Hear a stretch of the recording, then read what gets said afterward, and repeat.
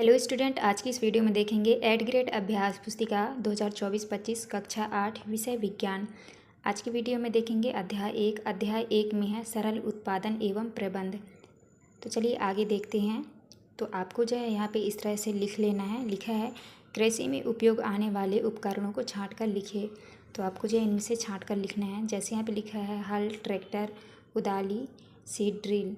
तो आप इस तरह कर लीजिएगा। इसके बाद यहाँ पे है यदि कोई और उपकरण आपने देखे हैं तो यहाँ पर लिखें। तो आपको लिख लेना है कल्टीवेटर, हल, थ्रेशर, फावड़ा, हंसिया। आपको इस तरह कर लेना है। इसके बाद आता है जो बॉक्स खाली है उनमें निम्नलिखित शब्दों से चयन कर लिखिए। तो आपको इसमें लिख लेना है। जैसे यहाँ पे लिखा है बुआई, तो मिट्टी तैयार करना में लिखना है आपको बुआई, खाद एवं उर्वरक देना। यहाँ पे होगा आपका खरपतवार से सुरक्षा, भंडारण। तो आपको इस तरह भर लेना है। इसके बाद आता है आपका सही विकल्प चुनकर लिखिए। प्रश्न क्रमांक पहले में है गेहूं, चना तथा मटर की फसल उगाने की समय अवधि है। तो आपको उत्तर में करना है अक्टूबर से मार्च तक। सेकंड में पहली जल की कमी वाले क्षेत्र में रहती है वह सिंचाई के लिए किस विधि का उपयोग करें कि जल व्यर्थ ना होकर सीधे पौधे की जड़ों को मिले। तो आपको उत्तर में करना है। आपका उत्तर हो जाएगा सी नंबर, ड्रिप तंत्र। इसके बाद आता है आपका तीसरा में है बूझों ने अपने खेत में लगातार उर्वरक का उपयोग किया। कुछ वर्षों पश्चात उसके खेत में फसल की पैदावार कम होने लगी। पहेली ने उसे अपने खेत में जैविक खाद का उपयोग करने की सलाह दी। जैविक खाद के बारे में सही कथन है। तो आपका उत्तर हो जाएगा कथन ए और बी दोनों सही है। इसके बाद नेक्स्ट क्वेश्चन आता है आपका चौथा में है कृषि कार्य में किस यंत्र द्वारा बुआई करने से समय तथा श्रम की बचत होती है। आपका उत्तर हो जाएगा डी नंबर, सीड ड्रिल। तो आप इस तरह कर लीजिएगा। नेक्स्ट आता है आपका पांचवा में देख लीजिए। इस तरह से चित्र बना है मिट्टी प्लस गोबर की खाद, बी में बना है मिट्टी प्लस यूरिया और इसमें मिट्टी। तो लिखा है उपरोक्त चित्र में गमले ए, बी तथा सी में चने के बीज को अंकुरित कर लगाया गया। बताइए कि गमले के पौधे का चना अधिक स्वास्थ्यवर्धक होगा। तो आपका उत्तर होगा ए नंबर, गमले ए में। तो आपका ये सही होगा। इसके बाद आते हैं आपके रिक्त स्थानों वाले प्रश्न। तो आपको पहले में भरना है छिड़काव तंत्र, दूसरे में भरना है आपको मछली और तीसरे में भरना है आपको ह्यूमस। चौथे में भरना है आपको खरपतवारनाशी और पाँचवें में भरना है नीम की सूखी पत्तियाँ। तो आपको इस तरह से खाली स्थान भरना है। इसके बाद आता है आपका अति लघु उत्तरीय प्रश्न। प्रश्न क्रमांक 3 में है भारत देश में फसलों की कटाई के समय कुछ विशेष पर्व मनाए जाते हैं। कोई 2 पर्वों के नाम लिखिए। आपको उत्तर में करना है फसलों की कटाई के समय कुछ विशेष पर्व मनाए जाते हैं जो निम्न है पोंगल, बैसाखी, होली, दिवाली एवं बिहू आदि। इसके बाद चौथा में है निम्नलिखित फसलों में से रबी तथा खरीफ की फसलों को छांटिए। तो आपको जो है इन फसलों को छांट कर आपको लिखना है। रबी की फसल में लिखना है चना, मटर। खरीफ की फसल में लिखना है धान, मक्का, सोयाबीन, मूंगफली। इसके बाद आता है आपका पाँचवा में है बाजरे की फसल के लिए गर्म एवं आर्द्र मौसम की आवश्यकता होती है। यह किस प्रकार की फसल है वह इसके उगाने के लिए उपयुक्त महीने कौन से हो सकते हैं। तो आपको उत्तर में करना है बाजरा खरीफ प्रकार की फसल है। वह इसकी उगाने के लिए उपयुक्त महीने मई जून हो सकते हैं। इसके बाद छठवें में इन बॉक्सों को सही क्रम में इस प्रकार लगाइए कि गेहूं की फसल उगाने का रेखा चित्र तैयार हो जाए। तो आपको यहाँ पे लिखना है जैसे लिखा है मिट्टी तैयार करना, फिर दूसरा है बुआई, तीसरा है खाद एवं उर्वरक दोनों, चौथे में है सिंचाई, पाँचवें में है खरपतवार से सुरक्षा, छठवें में है कटाई और सातवें में है गेहूं का भंडारण। इसके बाद आता है आपका प्रश्न क्रमांक 7 में है एक किसान अपनी भरपूर व अच्छी फसल काटने के बाद उसे भंडारण से पूर्व सुखाना भूल गया, उसे किन समस्याओं का सामना करना पड़ सकता है। आपको उत्तर में करना है किसान अच्छी फसल काटने के बाद उसे भंडारण से पूर्व सुखाना भूल गया तो उसे फसल को कीटकों एवं सूक्ष्म जीवों की समस्याओं का सामना करना पड़ सकता है। इसके बाद आता है आपका लघु उत्तरीय प्रश्न। प्रश्न क्रमांक 8 में है बूझो अपने खेत में बुआई के लिए पारंपरिक तरीके का प्रयोग करता है और पहेली अपने खेत में बुआई के लिए ट्रैक्टर द्वारा संचालित सीड ड्रिल उपयोग करती है। बताइए बुआई के लिए कौन सा तरीका उत्तम है और क्यों। आपको उत्तर में करना है खेत में बुआई के लिए ट्रैक्टर द्वारा संचालित सीड ड्रिल का तरीका उत्तम है क्योंकि इसके द्वारा बीजों में समान दूरी एवं गहराई बनी रहती है। इससे बीजों को पक्षियों द्वारा खाए जाने से रोका जा सकता है। इसके बाद 9वां क्वेश्चन आता है आपका।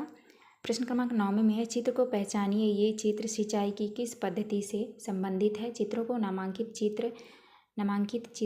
नामांकित कीजिए। इनमें से कौन सा चित्र जल की कमी वाले क्षेत्रों के लिए वरदान है?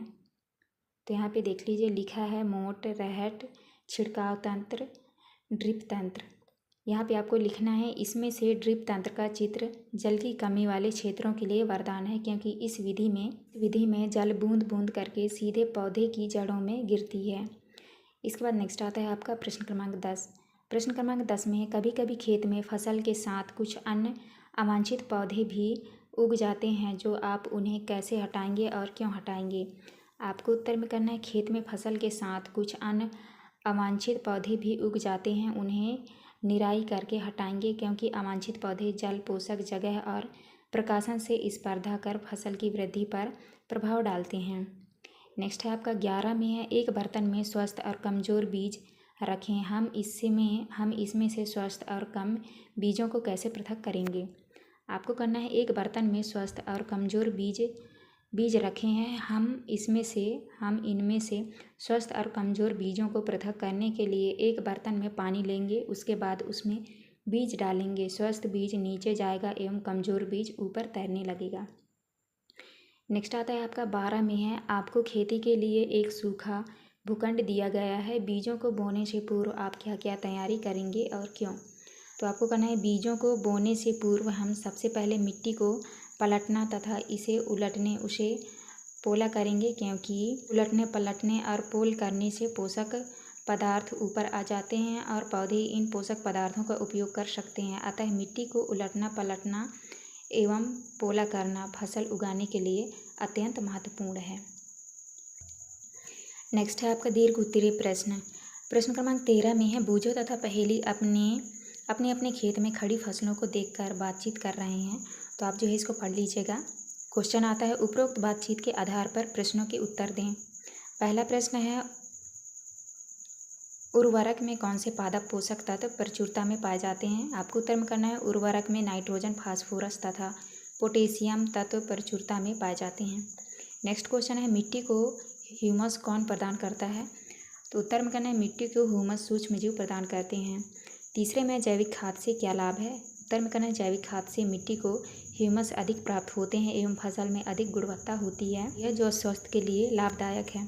चौथा क्वेश्चन है उर्वरक तथा खाद में से फसलों तथा मिट्टी के लिए क्या अच्छा है और क्यों? आपको उत्तर में करना है उर्वरक तथा खाद में से फसलों तथा मिट्टी के लिए खाद अच्छा है क्योंकि इसमें फसल अधिक गुणवत्ता वाली प्राप्त होती है। पाँचवें में है उर्वरकों के कोई 2 उदाहरण दीजिए। आपको करना है उर्वरकों के 2 उदाहरण। पहला है यूरिया, दूसरा है पोटास। इसके बाद नेक्स्ट क्वेश्चन आता है आपका 14 में है, तो आपको 14 का आंसर करना है संभावित कारण। पहला है किसान द्वारा अच्छी गुणवत्ता वाले बीज नहीं बोए गए। दूसरा है किसान द्वारा खादों उर्वरकों उपयोग सही प्रकार से नहीं किया गया। तीसरा है खरपतवार की मात्रा अधिक होने के कारण। चौथा है फसल रोगग्रस्त, सूखाग्रस्त एवं बाढ़ग्रस्त हो गई होगी। इसके बाद आता है आपका 15। प्रश्न क्रमांक 15 का आपका उत्तर देख लीजिए। लिखा है किसान द्वारा गुणवत्ता युक्त बीज, उर्वरक, उचित सिंचाई, दवाई का प्रयोग नहीं किया गया होगा, इसलिए किसान को अपेक्षित परिणाम प्राप्त नहीं हुए। इसके बाद नेक्स्ट आता है आपका 12 नंबर में है, तो आपका बा का उत्तर होगा यदि मैं उसकी जगह होता तो यहाँ पे आपको कर लेना है ता। होता तो गुणवत्ता युक्त बीज का उपयोग करता एवं आवश्यकता अनुसार खाद एवं उर्वरक का प्रयोग करता, समय समय पर दवाई, सिंचाई, निराई एवं कटाई का कार्य पूर्ण करता। इसके बाद आता है आपका प्रोजेक्ट 1। प्रोजेक्ट 1 में है, तो आपका प्रोजेक्ट 1 का क्वेश्चन है, आप पढ़ लीजिएगा। यहाँ पे आपको लिखना है समय और होने वाले परिवर्तन। तो आपको लिखना है 24 घंटे में होने वाले परिवर्तन। अंकुरित होती है 2 दिन में, अंकुरण का बढ़ना 5 दिन में, मूंग का छोटा पौधा बनना और 10 दिन में मूंग के पौधे का बड़ा होना। इसके बाद 12 नंबर में है, तो आपको बा का उत्तर इस तरह से करना है। आपको इस तरह से चित्र बनाना है, सेम अंकुरण पौधा और सेम का पौधा। तो देख लीजिए यहाँ पे कैसे अंकुरण होता है, आपको इस तरह से चित्र बना लेना है। इसके बाद नेक्स्ट आता है आपका प्रोजेक्ट 2। तो प्रोजेक्ट 2 में आपका ये दिया हुआ है, जैसे पहले में लिखा है बीज चयन का महत्व, सिंचाई की विधियाँ। तीसरा है अधिक शीत, अधिक गर्मी व अधिक वर्षा का पौधा पर प्रभाव। चौथे में उपयोग में आने वाले उर्वरक एवं खाद। पाँचवें में है व्यावसायिक उपयोग। तो चलिए उत्तर में लिखते हैं। पहला है बीज चयन का महत्व अच्छी फसल के लिए होता है। दूसरा है सिंचाई की विधियाँ, ड्रिप तंत्र, छिड़काव तंत्र। तीसरा है अधिक शीत, अधिक गर्मी व अधिक वर्षा का पौधा खराब हो जाता है। और चौथे में यूरिया, यहाँ पे आपका हो जाएगा पोटास। यहाँ पे आपको कर लेना है पोटास, NPK उर्वरक एवं गोबर खाद का प्रयोग। पाँचवें में है व्यावसायिक उपयोग, आय के प्रमुख स्रोत हैं। तो आपको इस तरह करना है। इसके बाद आता है आपका 12 नंबर में पहला क्वेश्चन है। तो बा का पहला क्वेश्चन का आपका आंसर होगा कल्टीवेटर, सीड ड्रिल।